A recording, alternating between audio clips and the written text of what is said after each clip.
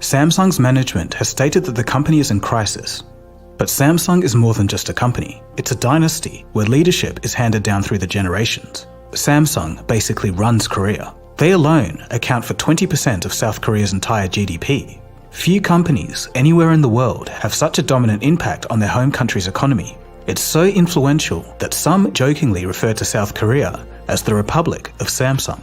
Consumers in the US and other parts of the world may just view Samsung as a phone or electronics brand. But in South Korea, Samsung is on a whole different level. The company is everywhere, with its hand in nearly every industry you can think of. They have 80 subsidiaries. The flagship is Samsung Electronics, but they dominate construction, real estate, food production, finance, life insurance, and healthcare. But they also build armored vehicles, oil tankers, have a clothing and entertainment branch, and even run hospitals. When I was in Korea last year, I even saw Samsung-branded cars. It's hard to believe that such a company started by selling vegetables and dried noodles. At the start of 2024, Samsung Electronics, the crown jewel of the empire, was valued at $400 billion. Then starting in July of 2024, a sudden panic hit the company's stock and foreign investors frantically began selling off their Samsung shares. They lost $122 billion in value. In just a few months, almost half the company's market cap was wiped out. This kind of drastic drop is concerning for any company, yet alone one that's tied so heavily to the GDP of an entire nation. So what's behind the panic? While we all know that stock markets can be fickle these days, and even a rumor can start a selling process, there is more behind the scenes. Samsung itself has reshuffled some of its management and forced a 6-day working week for executives to get their house in order. And that brings about a major question here. Are there major problems with Samsung? Or is this just overblown market sentiment? In today's episode, we investigate what's going on with Samsung, the management changes, and what this all means for one of the world's most influential companies. Before diving in, we should remember that Samsung is run differently to companies in the West. Samsung is what's called a Chaebol, or family-owned conglomerate that's passed down through generations. That's like if Zuckerberg was to hand over his empire to one of his children. The Samsung family are the most powerful in Korea. In fact, Mickey Lee, the producer of the Korean movie Parasite, was a Samsung heiress. She was also instrumental in pushing Korean culture into the mainstream. But back to Samsung. Being a Chaebol company means that a lot of control stays within the Lee family, the company's founders. This concentration of power has created its own set of challenges. Over the years, there have been a number of corruption scandals and legal battles that have tainted Samsung's image. As Jeffrey Kane, author of Samsung Rising, puts it, quote, "Every leader of Samsung has been in and out of court so far. They have been either accused or convicted or jailed for either tax evasion or bribery or embezzlement or perjury." One of the largest scandals happened in 2017. The company's heir, Lee Jae-yong, became embroiled in bribery scandals. Lee was charged with offering $38 million in bribes to 4 companies run by a friend of the president at the time. Interestingly, one of the companies was in Germany and provided horse riding training to one of the daughters of the president's friends. In return, Lee was to get government help for a corporate merger that would give him more control within Samsung. This scandal shook both public and investor confidence, but by 2022, he was out of jail and back as Samsung Electronics executive chairman. So why was this?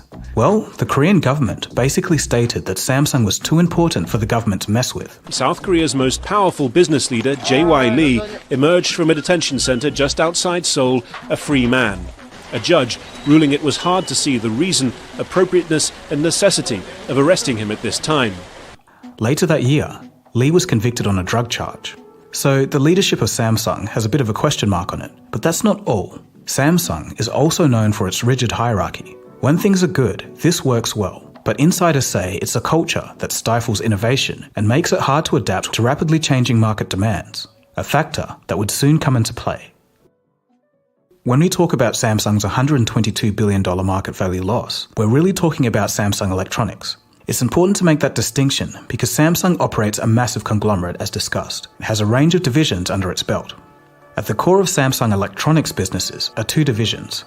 One is the Device Experience division, which includes smartphones, TVs, refrigerators, and other home appliances. The other one is the Device Solutions division, which focuses on semiconductors and display panels. Samsung Electronics, specifically its semiconductor and consumer electronics divisions, play the biggest roles in the company's market performance. So when Samsung Electronics fell 32% from its high, This seemed to be more than just the CEO fluffing about. So what gives? Well, it comes down to three big factors. Number 1, missed opportunities in AI. Number 2, a chip-making disadvantage. And number 3, some chaotic leadership changes. Let's break these down, beginning with missed opportunities in AI. If you look online, most media outlets point to Samsung's inability to keep up with AI. They tout this as a major factor behind the stock crash. So is there any truth to this allegation? Well, the short answer is yes. When generative AI took off, there was an AI gold rush. Basically, everyone on the internet hates generative AI, but the fact of the matter is, it can make a lot of money for those companies who position themselves right. Microsoft, Google, and especially NVIDIA went all in. NVIDIA, who supplies the GPUs that powered AI ventures, had their value skyrocket past $1 trillion. So where does Samsung fit into this picture? Unfortunately, nowhere. They've been on the sidelines. As a major semiconductor player, Samsung has lagged behind in its high-bandwidth memory production. High-bandwidth memory, or HBM, are special chips that are used in high-end graphics systems like the NVIDIA H100, very same graphics systems that power AI. The latest generation of high-bandwidth chip is called the HBM3E, offering transfer speeds in the range of terabytes per second. Samsung was supposed to make these special memory chips for NVIDIA, chips crucial for NVIDIA's AI efforts. But in one of the biggest blunders of the year, reports indicate that Samsung completely fell flat. Their chips couldn't reach the strict requirements for heat and power efficiency that NVIDIA required, and it was a tough blow.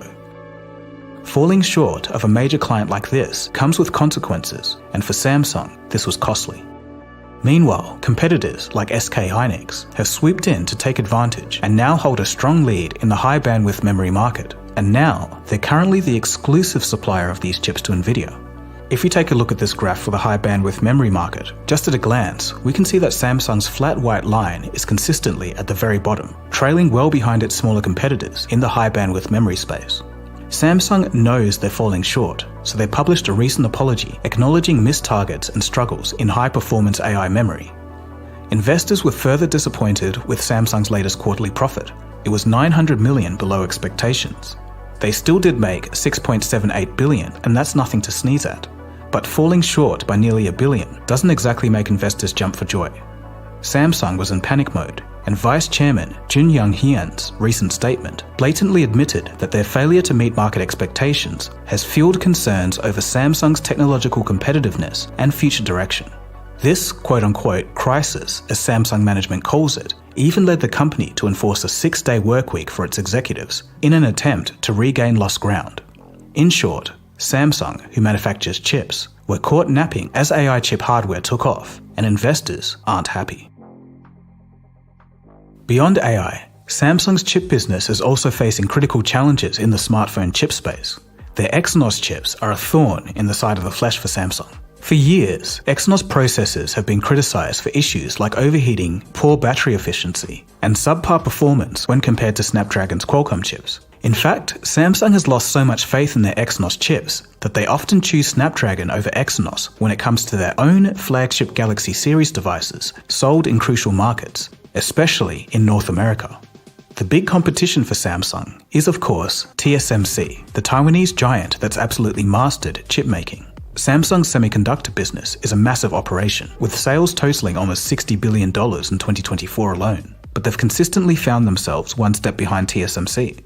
Their Taiwanese competition has an ability to produce chips with greater efficiency, more power, and fewer defects. Their pedigree has allowed them to secure big-name contracts with Apple, NVIDIA, and AMD.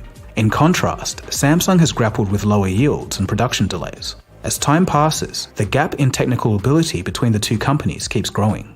In Q1 2024 alone, the top 10 semiconductor foundries generated a collective $29.2 billion in revenue, and TSMC dominated the market with a staggering 61.7% market share. Meanwhile, Samsung had a meager 11%, pretty concerning in comparison.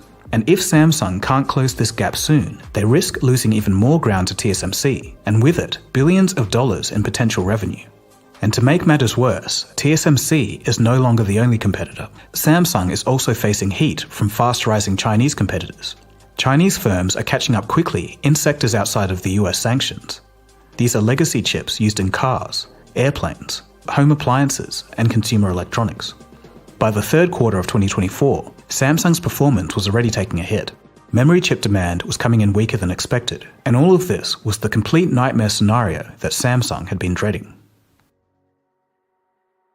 As the challenges piled up on all sides, behind the scenes, Samsung has been scrambling to address its internal issues by reshuffling leadership. This decision came well before the stock sell-off by investors that started in July, so it indicates that management knew that the company was struggling and needed to change. But this reshuffle in leadership isn't just about some fresh perspective, it's a response to mounting pressure to fix a long-standing history of internal mismanagement. The company has been through multiple leadership revamps over the years, with 3 new CEOs appointed in 2021 across its major divisions. The frequency of leadership changes signals instability, and it may suggest that there's a lack of a clear long-term strategy. According to ZNet, the recent shuffle is just the latest attempt to revamp leadership, but without clear results. This internal chaos may only add to Samsung's perception of instability. All of these issues, AI stagnation, chip struggles, and corporate chaos over the years, created a perfect storm that slashed Samsung's stock into a bear market. So what can Samsung do to turn things around? For starters, as already mentioned, they brought in Jun Young-hyun to lead the semiconductor division. Jun previously headed Samsung's battery and energy solutions arm and played a big role in the memory business. He now has the task of navigating the semiconductor crisis. The hope is that his background will help stabilize this vital division, especially as global demand fluctuates. They're also making some tough, cost-cutting decisions. There's layoffs planned across Southeast Asia and Australia that could impact 10% of jobs in the region. It's a harsh move, but they see it as necessary to stabilize the ship. Well, there are 150,000 staff overseas, and that's more than half of Samsung's entire workforce. The markets, though, where job losses are occurring this time, we're hearing, are Australia, New Zealand, and also Southeast Asia. And about 10% of the market or the workforce in those markets could end up being affected, though the numbers are likely to vary among each subsidiary as well. Samsung's Device Solutions division, which handles memory and systems, recently reported a 40% profit drop from the previous quarter. In response, Samsung plans to scale down its foundry operations by up to 50% by year's end, and this is to adapt to weaker demand from key clients in the US and China. Meanwhile, they're reshaping their investment strategy, tripping non-core projects to focus on core areas like semiconductors and display technology. They've also hinted that more actions could follow, though the specifics are still under wraps. Now let's take a step back and assess whether the stock market collapse is overblown or is it just a panic. Yes, they've lost $122 billion in market value and upper management is absolutely panicking, but is it all doom and gloom? Samsung's core strength lies in its diverse portfolio. One sector can be negatively affected over time, but other sectors can keep the ship afloat as a whole. In this case, the most affected business sector is Samsung Electronics. And looking at their recent earnings, it's a mixed bag. Revenue came in at $59.3 billion, up 7% from the previous quarter, but operating profit fell $6.9 billion due to one-off costs, including incentives in their semiconductor division. And their earnings do have some other bright spots, like their smartphone sales and display technology. In short, while Samsung Electronics has had its challenges, particularly in memory chips and semiconductors, it's not all bad news. The stock sell-off is more a vote of no confidence when it comes to the leadership and the direction of the company. The stock market is looking to the future, not exactly what's going on right now. So it's been a roller coaster for Samsung lately. Currently, it may not be an extinction level event, but losing $122 billion in such a short time is a huge blow. And as mentioned, if their leadership doesn't steer the ship right, they might risk more panic. Once again, let's not forget that stock markets are fickle. They're driven by many factors, including global economic shifts, sentiment shifts, and even short-term events. Still, the whole too big to fail mindset doesn't always hold up. I'm not saying that Samsung is the Nokia of 2013, but clearly there's some work to do. Ultimately, we have to wait and see what happens.